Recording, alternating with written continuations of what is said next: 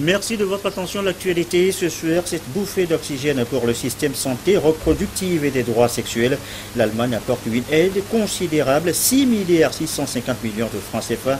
L'accord de convention a été signé ce mardi avec le Togo qui contribue à hauteur de 650 millions de francs CFA. La région de la Kara est la principale bénéficiaire. Le retour au bercail pour 26 militaires togolais. Ils viennent du Mali où ils étaient en opération de maintien de l'ordre, de maintien de paix. Familles, proches, hiérarchies militaires les ont accueillis ce matin à l'aéroport général Yassingé et Yadema. Enfin, le tourisme célébré demain, 27 septembre, 38e édition pour cette année pour ce secteur de développement proclamé par les Nations Unies. Au Togo, le ministre en charge du tourisme donne les grandes orientations du gouvernement à écouter et à entendre en fin de journal tout à l'heure. Voilà, madame, monsieur le sommaire, bienvenue. Bonsoir à tous. Direction d'abord Kara, la ville de la femme togolaise. Depuis ce matin, sur place s'est ouverte la 3e édition du Forum national de la femme togolaise. Les travaux sont consacrés aux questions sur l'autonomisation de la femme. Nous reviendrons tout à l'heure sur le sujet, si tout va bien entendre, cette édition. Cette bouffée d'oxygène pour la santé reproductive et pour les droits sexuels, nous l'annoncions à titre tout à l'heure, 10 millions d'euros débloqués ce mardi par l'Allemagne. Le Togo va contribuer à hauteur de 1 million d'euros en tout et en francs CFA. Ça fait 7 milliards. L'accord a été signé ce matin à Lomé, principal bénéficiaire, la région de la Kara. La cérémonie, le récit, Sandra Ziagbe et Demsousou. Cette convention, fruit de la qualité des relations entre le Togo et l'Allemagne, est un atout pour les populations de la région de la Kara. 11 millions d'euros, soit plus de 7 milliards de francs CFA. Cette enveloppe financière servira à mettre en œuvre le programme de renforcement du système sanitaire santé reproductive et des droits sexuels. L'Allemagne, à travers la KfW, finance le projet à hauteur de 10 millions d'euros sous forme d'appui non remboursable. Vous savez très bien que la santé de la mère et de l'enfant est une préoccupation importante du gouvernement. Et quand vous regardez les chiffres, vous constaterez que nous avons encore une forte mortalité maternelle, nous avons une forte mortalité infantile, nous avons une forte mortalité des nouveau-nés. Et donc, la prise en charge de la mère et de l'enfant constitue un axe important de notre plan national de développement sanitaire. Nous avons un souci d'une couverture équitable de la population.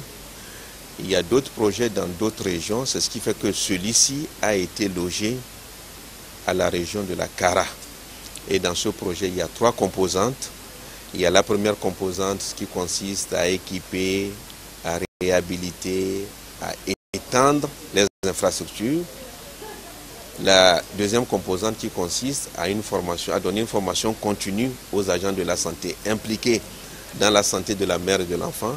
Et la troisième composante qui consiste à faire une sensibilisation et un plaidoyer pour un usage effectif, rationnel et adéquat de toutes ces infrastructures-là.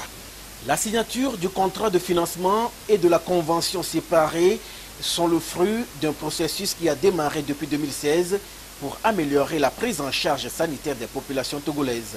C'était la visite du ministre de la coopération allemande Gerd Müller, ici au Togo, qui annonçait en sortant de l'audience avec le chef de l'État pour faire un statement à la presse disant que la coopération allemande allait se éloigner vers le nord du pays et qu'on allait aussi inclure plus des secteurs, ça veut dire l'énergie et bien sûr la santé. Tous les efforts que nous faisons aujourd'hui, c'est pour la population de la région, pour que les gens aient plus d'accès à la santé. C'est un nouvel appui qui renforce la coopération germano-togolaise. Le gouvernement s'engage ici à développer le système sanitaire dans ce contexte. La signature de ce contrat de financement me confirme que les ressources sont désormais disponibles. Il reste au gouvernement togolais de relever le défi qui est le sien, celui d'exécuter ce nouveau programme dans les règles de l'art. Et je suis convaincu que les dispositions idoines seront prises à cet effet pour son aboutissement heureux. Le calendrier retenu pour la préparation, la réalisation et l'exploitation du projet prévoit une durée de 4 ans. Un fonds régional de maintenance est prévu. C'est pour l'entretien et les petites réparations des infrastructures et des équipements. Autre accord passé ce matin à la signature des documents de mise en œuvre de la phase 2 du projet d'appui à la décentralisation. 8 villes secondaires du Togo sont concernées. La gouvernance devrait être améliorée dans ces différentes localités. Cela a un coût, 9 milliards de francs CFA, et c'est l'Allemagne qui met là aussi encore la main à la poche. Gérald Agoudou. Le Togo sur la voie de la décentralisation, par conséquent vers le développement. Dans ce processus, 8 villes viennent d'être ciblées pour la mise en œuvre de la deuxième phase du programme d'appui à la décentralisation. Il s'agit des villes d'Anéhor, Tchévié, Balimé, Atakpamé, Sokodé, Sotoubouakara et Dapaon. Dans la signature de ce contrat, les responsabilités sont partagées et bien définies.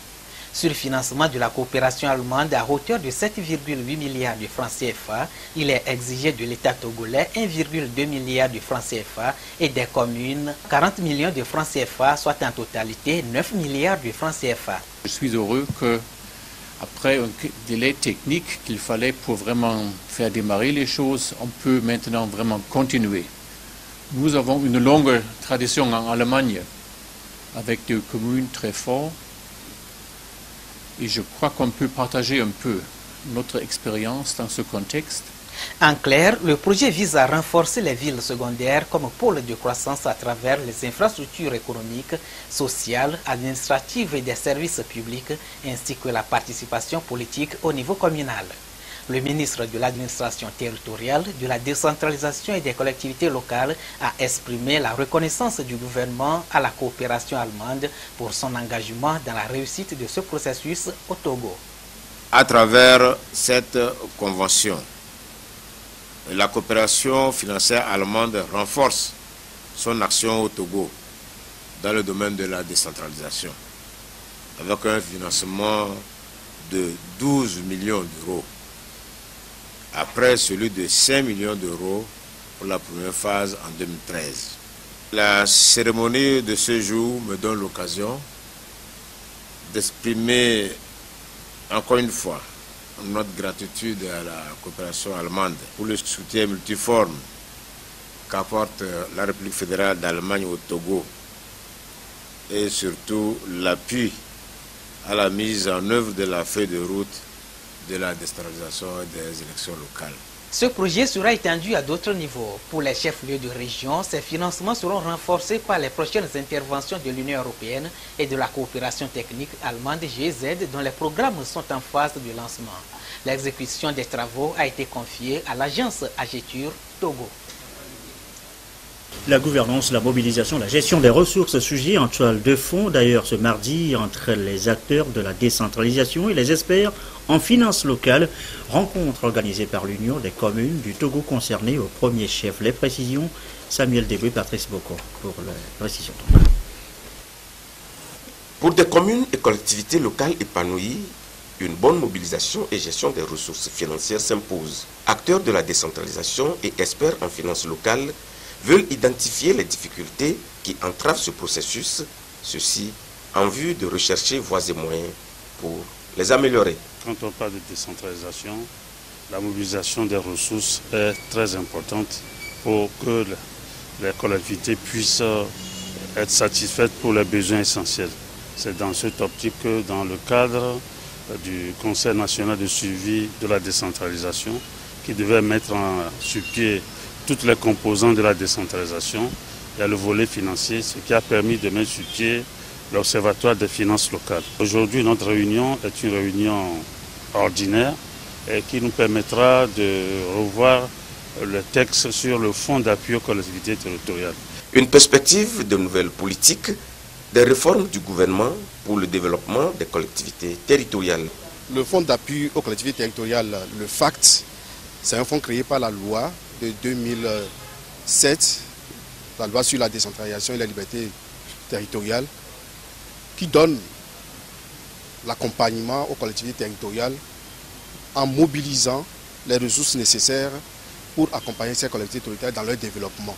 tout moteur de croissance aujourd'hui, c'est l'investissement. Si nos collectivités territoriales n'investissent pas, il n'y aura pas de croissance à la base. C'est un projet de l'Union, des communes du Togo en partenariat avec l'Union européenne, l'ambassade de France à travers son service de coopération et d'action culturelle, l'eau vive et le département.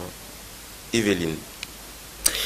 La démocratie, son enracinement, ce qu'il faut savoir, ce qu'il faut faire pour sa consolidation. Sujet de discussion ce matin, notamment sur de nouvelles techniques d'éducation avec les populations. Rencontre à l'initiative du secrétariat d'État aux droits de l'homme. Koumou Boyode pour nous en dire plus. Actualisée et adoptée en mars 2017, la stratégie nationale de consolidation de la démocratie et de la paix pour le développement au Togo reste toujours en vigueur afin d'asseoir une démocratie effective et paisible. C'est dans ce contexte que de nouvelles méthodes sont nécessaires pour une éducation et une sensibilisation beaucoup plus accrue. D'où le plan d'action opérationnel, objet d'étude en vue de sa validation. Il s'agira de sensibiliser la population, de réaliser des activités concernant la promotion de la culture démocratique par des ateliers de formation, des ateliers de sensibilisation et des émissions radiophoniques pour permettre à la population ou bien aux citoyens d'acquérir les valeurs et principes démocratiques pour renforcer les institutions dans leur rôle de promotion et de protection des droits de l'homme. Selon les responsables en charge du droit de l'homme, ce plan devra permettre à court et à moyen terme de promouvoir le respect des valeurs et principes démocratiques, d'adopter des comportements citoyens, de régler les conflits de façon pacifique. Cette démarche permettra aussi aux institutions de contribuer à l'enracinement de la démocratie et de la paix au Togo. Ils sont de retour au Togo. 26 militaires de la dernière vague du contingent togolais au Mali. Ils sont partis en août 2016 pour aider au retour de la paix dans ce pays. L'accueil à l'aéroport général Niasimbe et Yadema de Lomé ce matin. L'ambiance avec Diane Milankib et Ferdinand Diassou.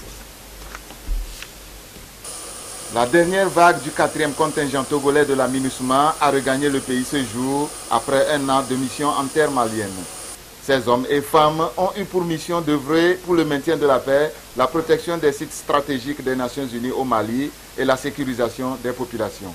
Nous avons effectué essentiellement des missions de sécurisation de localités, notamment les grandes localités comme Douenza, Sévaré et Gossi. Nous avons sécurisé les grands axes d'escorte de convois logistiques et nous nous sommes évertués à effectuer des escortes de convois logistiques sur notre zone de responsabilité, des escortes de VIP, des sécurisations de zones pour les posées hélicos et nous avons fait également de la protection des civils. Nous avons connu des attaques directes sur nos bases et nous avons connu également des attaques par embuscade. Mais c'est notre métier. Et nous avons, grâce aux différentes formations que nous avons reçues avant de partir, réussi à nous en sortir. Et Dieu merci, le bilan est, je dirais, positif. Cette dernière vague qui vient d'arriver, qui boucle la série des vagues de rotation, est très joyeuse, contente d'avoir foulé le sol du pays après toute cette période passée très loin. C'est le 22 août 2016 que le 4e contingent togolais, composé de 1060 hommes et femmes, a foulé le sol malien, un pays où la paix est menacée. Le lieutenant-colonel Kilimou Mazamaïso, représentant le chef d'état-major général des forces armées togolaises, leur a souhaité la bienvenue et leur a transmis les félicitations du chef de l'État, chef des armées, pour la mission accomplie. Il est 20h14 à l'étranger. João Lourenço investit ce mardi en Angola, nouveau président. Il prend la tête du pays après 38 ans de règne de José Eduardo dos Santos. Général à la retraite, João Lourenço avait été désigné comme dauphin. La victoire du parti au pouvoir MPLA aux élections générales d'août a confirmé le passage de relais. Une page se tourne donc, même si le pays ne devrait pas s'en trouver bouleversé. Les citoyens tchadiens sont interdits d'accès au territoire américain. Washington Washington reproche à N'Djamena son manque de collaboration en matière de sécurité. Le Tchad déplore cette décision et brandit le principe de réciprocité. Territoire américain. Le plus surprenant que de Washington, le Tchad d'Idriss Déby est cité comme étant un partenaire important et de valeur pour le contre-terrorisme. Mais les États-Unis affirment que N'Djamena ne partage pas de manière adéquate les informations concernant les terroristes. Le gouvernement tchadien a vivement réagi. Tout en prenant acte de cette décision, le gouvernement tchadien exprime son incompréhension face aux motifs officiels sous-tendant cette décision. Dans les rues de la capitale, les Tchadiens sont abasourdis. Je suis extrêmement choqué. Je ne comprends pas pourquoi, après tous ces efforts que le Tchad avait consentis pour la lutte contre les terroristes. Pour ce qui est de cette nouvelle, s'il y a un conseil ou bien si on peut opiner pour notre gouvernement, on va le dire d'interroger aussi les citoyens américains de venir au Tchad. Washington affirme que des organisations djihadistes comme Boko Haram se trouvent sur le sol tchadien. L'annonce de l'administration Trump surprise certains observateurs, car le Tchad a beaucoup investi dans la lutte anti-djihadiste, notamment en envoyant des troupes au Mali et au Nigeria. Sur place aux États-Unis, le nouveau projet de réforme de la couverture maladie n'a pas encore été soumis au vote, mais est quasiment enterré. La sénatrice de Maine a annoncé hier lundi qu'elle voterait contre le test. Il faut aux républicains au moins 50 voix pour que la loi soit adoptée, même si les 3 défections annoncées se confirment. Le projet ne pourra pas passer. Regardez.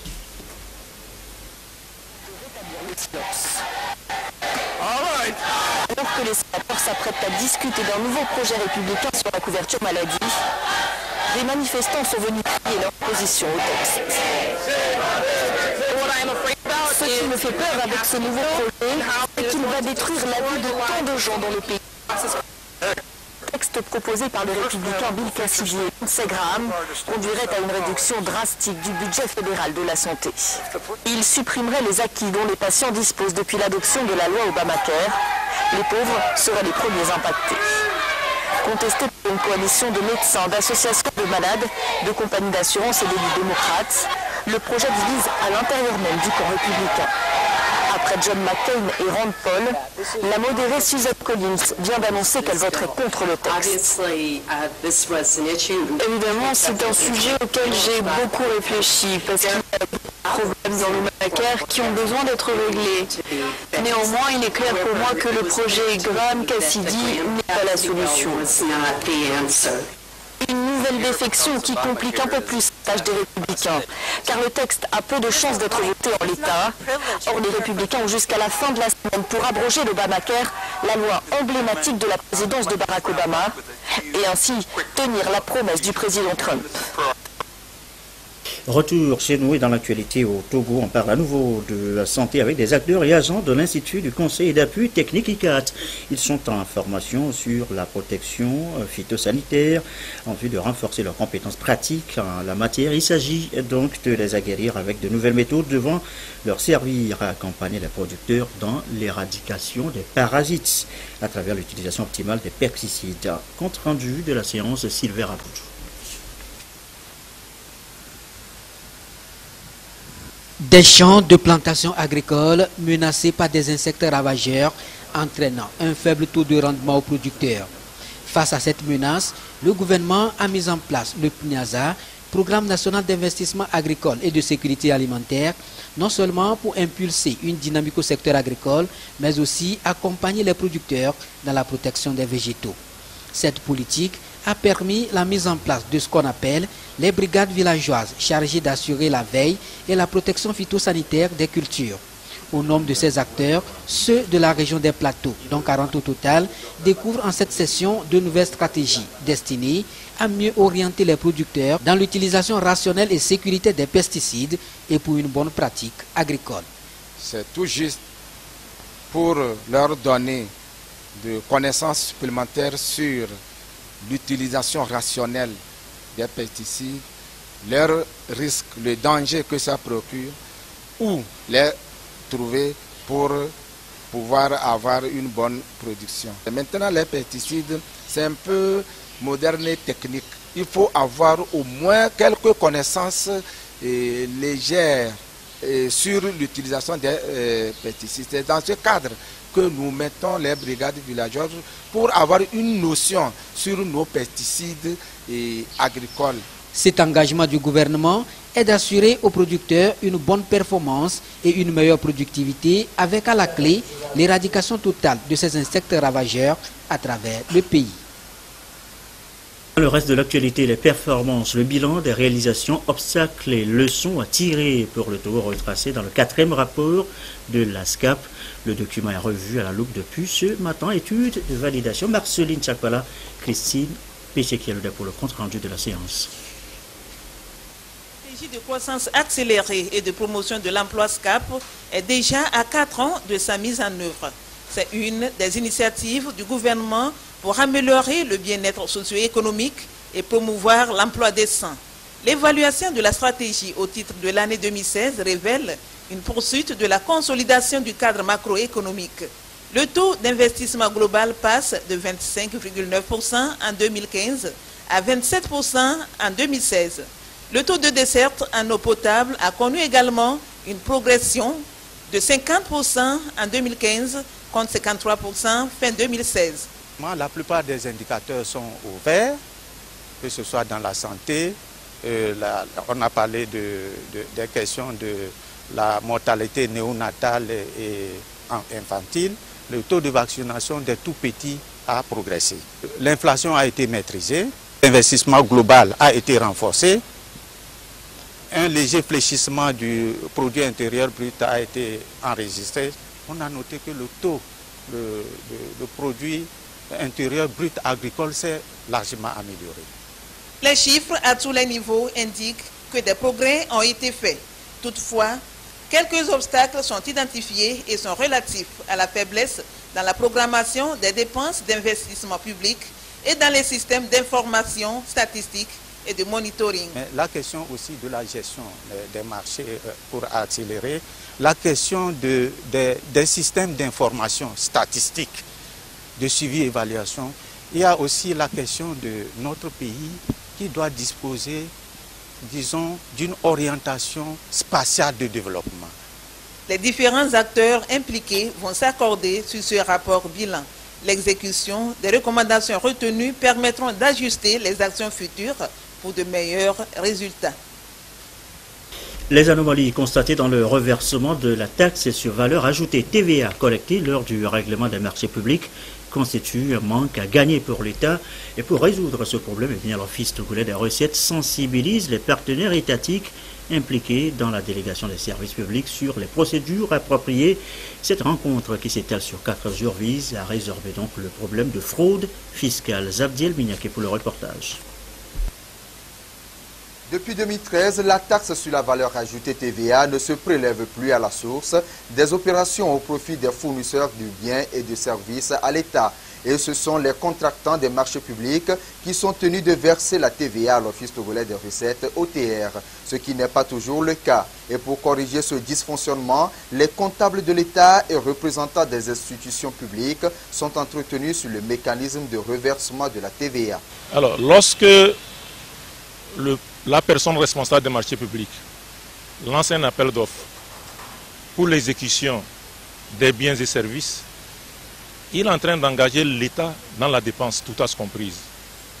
En même temps qu'il engage l'État, il est en train d'engager aussi le prestataire ou bien le fournisseur des biens en ce qui concerne la collecte de la taxe sur la valeur ajoutée. Nous avons estimé qu'il fallait leur dire que lorsqu'ils payent le fournisseur des biens et services, ils n'ont qu'à savoir que le chèque qu'ils tirent pour le compte de ces derniers est un chèque tout à ce comprise. Il va falloir qu'ils suivent l'exécution ou bien l'encaissement de ce chèque pour s'assurer que ce dernier va revenir au niveau de l'administration fiscale pour reverser la taxe sur la valeur ajoutée. Il est donc question pour l'Office togolais des recettes de convier ces acteurs responsables des marchés publics à un partage des informations financières pour sécuriser les deniers publics. On a suffisamment d'informations maintenant pour éviter de perdre les TVA. C'est-à-dire on a suffisamment d'informations pour faire à ce que le reversement des TVA puisse être effectif dans l'ensemble des engagements que nous allons faire désormais. Les questions liées à l'immatriculation des entités publiques et à l'utilisation des chèques trésors ont été également abordées. Une liste des fournisseurs de biens et services à l'État sera établie par l'Office togolais des recettes OTR pour s'assurer du paiement de la TVA. Voilà qui nous amène à l'import-export. Transit, opérateurs économiques et commissionnaires agréés en douane échangent, eux, sur les mesures à prendre pour faciliter davantage le dédouanement des marchandises. Outil de travail lors de cette rencontre, les réglementations en vigueur dans le secteur et selon les termes de l'accord OMC Indonésie 2013. Les précisions, Rich Debé et Kouissala.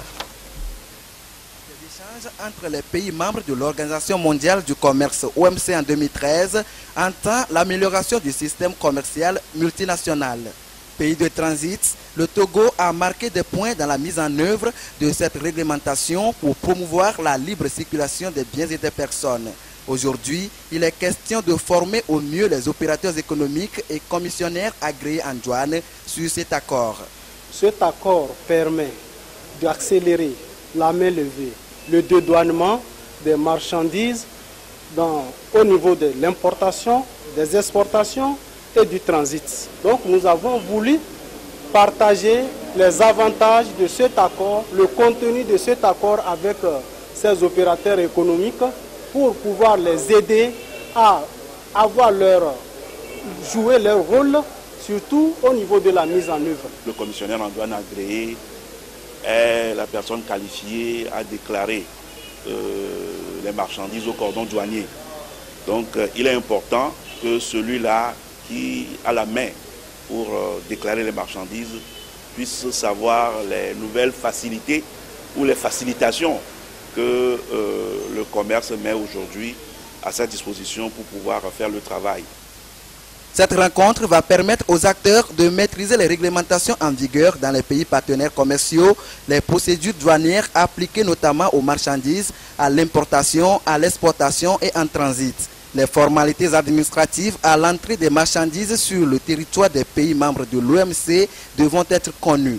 Ceci pour renforcer davantage la dynamique de l'économie nationale.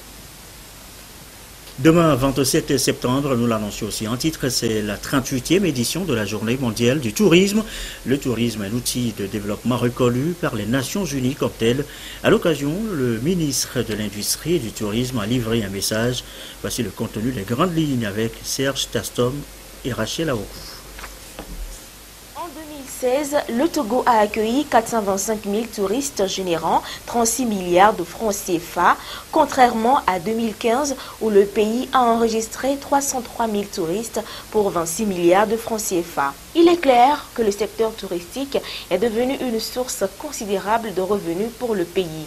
Les statistiques de l'Organisation mondiale du tourisme portent à 1,235 milliard le nombre d'arrivées de touristes dans le monde. Voilà ce qui amène la communauté internationale à opter cette année pour le tourisme durable, un concept qui appelle à l'entretien des sites touristiques et à plus de professionnalisme des acteurs afin de rendre prospère ce secteur d'activité.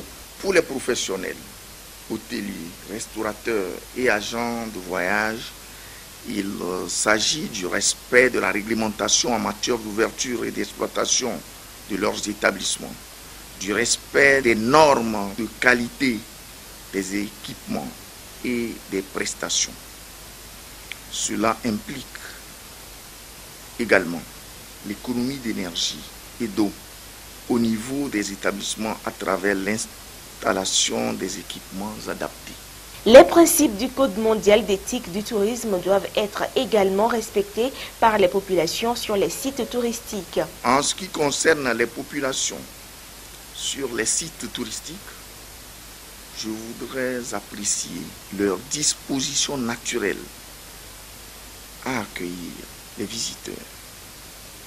Toutefois, tout doit être mis en œuvre pour bannir de leur comportement le harcèlement des touristes pour des pourboires.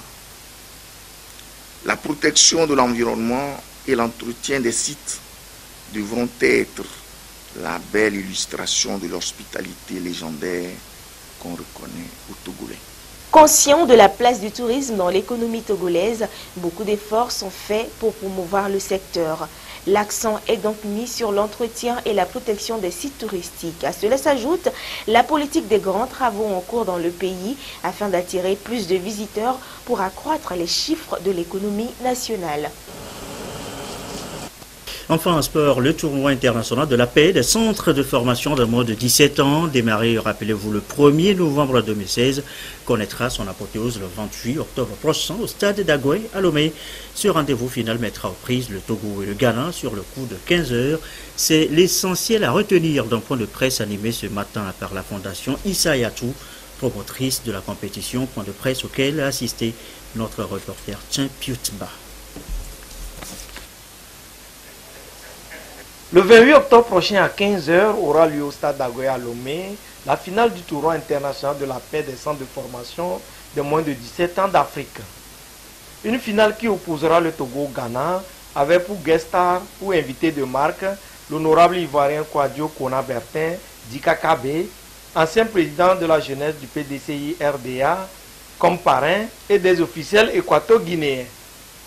Tel est l'essentiel du message passé au cours de ce point de presse animé par le président de la fondation Issa Yatou, organisatrice de la compétition, Anoy Niniba, l'honorable Kouadio Kona Bertin et le Togolais Kate Maouli. Ce tournoi sera doté de 2 trophées importants, notamment le trophée Obiang Nguema Bazogo pour le président de la République de Guinée équatoriale, pour l'équipe vainqueur, et le trophée de remerciement et d'hommage à son excellence, le président Faure Essozimna Gnassingbé, pour sa très grande disponibilité en faveur de la jeunesse togolaise et africaine, mais surtout pour ses actions de paix et de stabilité. La jeunesse me tient à cœur.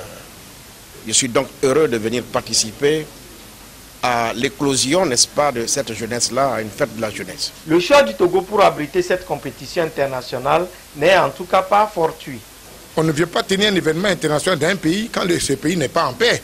C'est parce que le Togo est un pays de paix, un pays en paix, un pays stable que nous sommes venus ici et que nous allons donc le 28 octobre organiser ce tournoi et rendre hommage à travers ce tournoi au président de la République du Togo, au président de la République de Guinée équatoriale, qui sont des dignes fils du continent africain.